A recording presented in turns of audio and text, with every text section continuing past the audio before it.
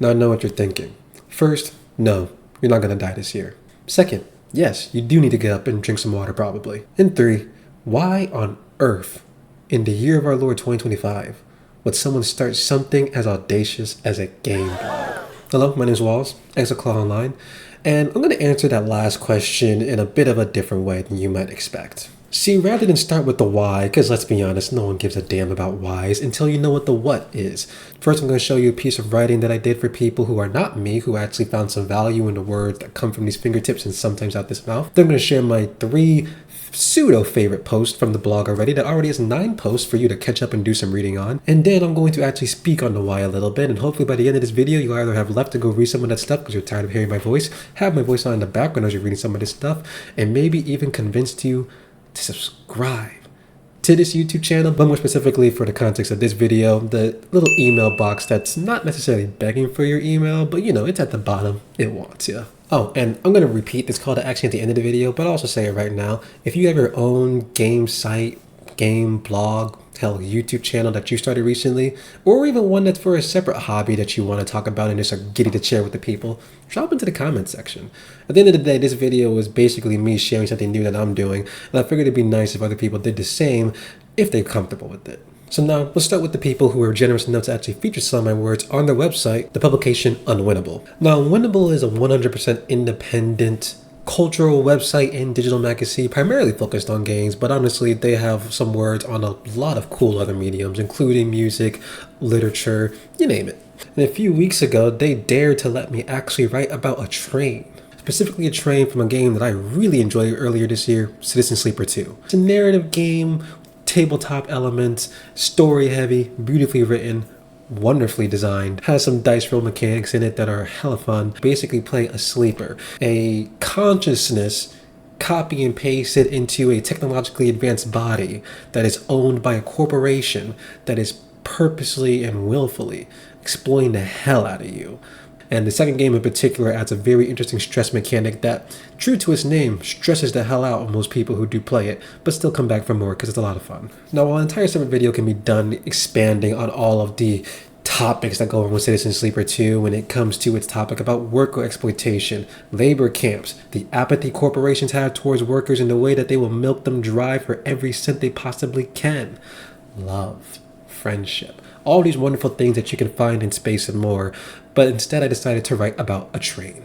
See, the thing about the world, the visual world of Citizen Sleeper 2 is that the structures that you see everywhere look gorgeous, dude. The pulled out look that they have not only lets you capture these technological advancements that are symbols of the way man sucks, but also know how to make them feel so small in the vastness of space. And I could do a whole video just talking about the way these structures make me feel, but I had to focus on a specific one, because the thing about these structures is, for as cool as they look, not all of them have these weird moving parts. See, some of them have like a stray ship going around that maybe you see like a floating rock, but see, out of all these structures, there's a particular one called Wellspring that has a train on it. When I first landed on that planet, I probably spent a good 10 to 15 minutes just looking at this train. You do not get on the train.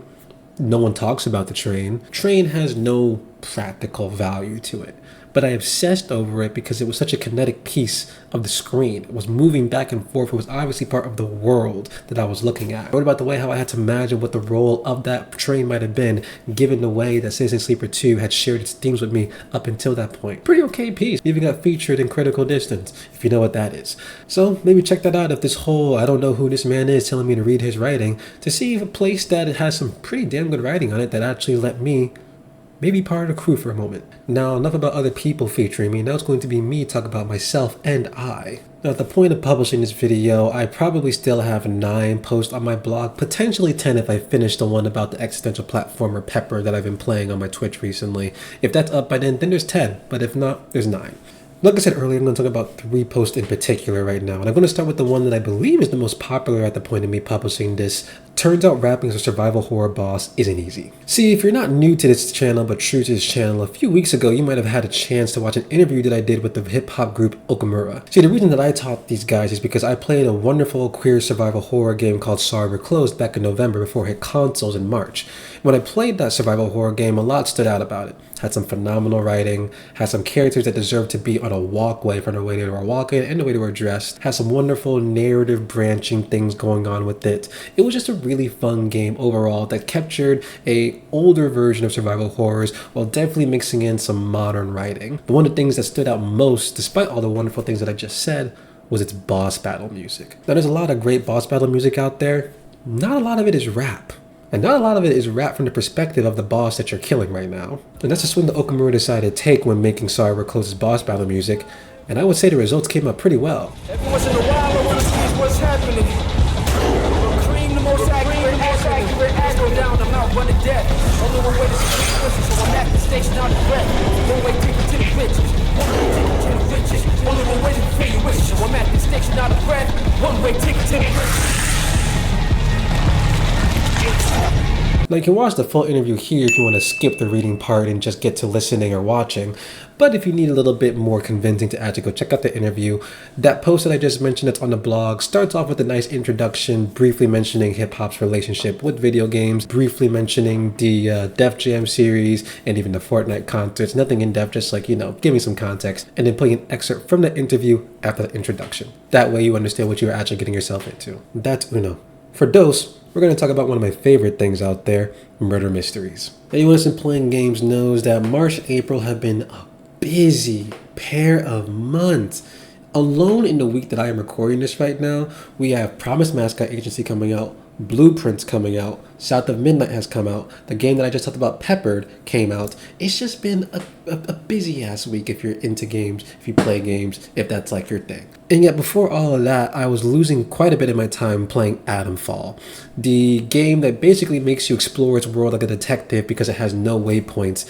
And so you're just going around fighting outlaws, fighting tree people, or not even tree people, people who just like talking to the soil. And most importantly, for the blog post I wrote about Atomfall, villagers under martial law from a fascist military outfit.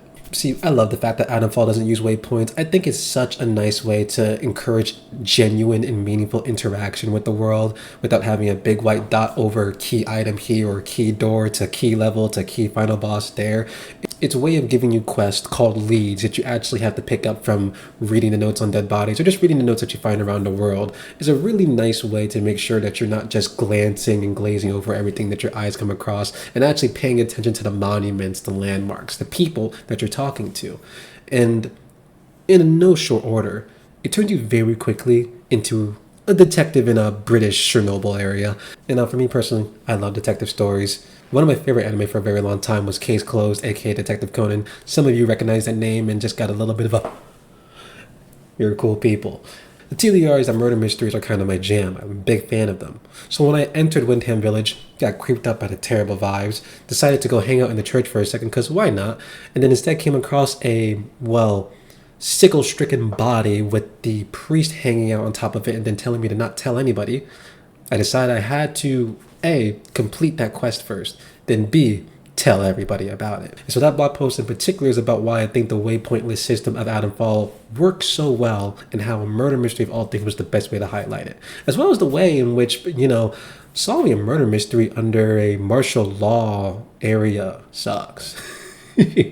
Me under martial law sucks. The last one that I highlight, even though it's not the most topical one, is probably the best explainer idea of what I'm doing there, is the So Why Exalclaw post. Now, some of you who are Kingdom Heart pilled the way I am might have realized that this channel is called Exalclaw. My first name is Wallace. And if you know anything about Organization 13 and their particular naming conventions, well, rearrange the letters of Wallace, put an X in there, and you get...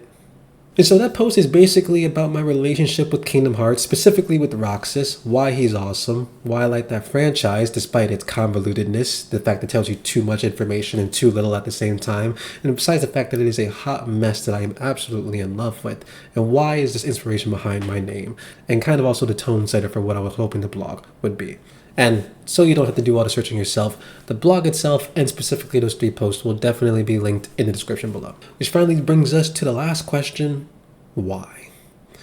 Well, it's no secret if you've been paying attention that games media has been drowning, burning, caught in a storm of locusts. You could really choose any number of calamities to describe the state of the games media industry. It's very, very bad. There's some great reporting being done at the website Aftermath about it. If you have not checked out anything from them, please do yourself the service of going to read their stuff right now. I might be promoting my own stuff right now, but those are people that truly and utterly know what they're doing, especially from a news angle. Those are people that have been at many, many storied and accomplished outlets before with the awesome venture that they have put on there right now. So when they say they are independent, they mean that shit. Regardless, for people that want to write about games and get paid for it at the same time, things have never looked bleaker. Which also means that things like pitching and applying to jobs when it comes to games media has also been kind of ass. There's just not a lot to go around, and doesn't look like the pool's going to be growing anytime sooner, unless all the buzz around GTA 6 encourages some people to start opening up and booming open publications again. And whether or not that's even a good thing to happen is a whole other separate discussion. Not having more jobs, just the incentive and how sustainable it is when that's the thinking that you go into it with. Just trying to grab on the hype moments rather than building something that's long-term and sustainable. I say all this to say that I didn't really want to wait for someone to take a chance on me anymore. Plus, I'm still relatively young, 25. I haven't written a lot of stuff that at least have been seen by public eyes. So from a practical point of view, having a blog was a good way to point at people and be like, hey, I do know how to put words together. But I'm also not someone that does things just for the sake of practicality, because if that were true, I would not be doing a lot of things right now. Instead, the truth of the matter is, I just like games.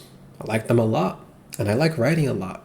They make a natural marriage in that way for me to just find a place to just put them there. And sometimes I found out people even like hearing the things that I say about games. So I figured, well, I like writing about games. People sometimes like hearing what I write about them. And even if there's not people who like hearing about it, I still like being able to go back and see my own thoughts about games as time has passed and kind of chronicle my own journey that way. I know there's little apps and all that can be used to be like, I finished this game, finished that game. But honestly speaking, when something depends more on metrics rather than like how I was actually feeling and thinking and playing the game, it just doesn't hit the same. Like I can go on Steam right now and see that I played a game for like 30 plus hours, 10 plus hours, 5 hours only, 100 plus hours.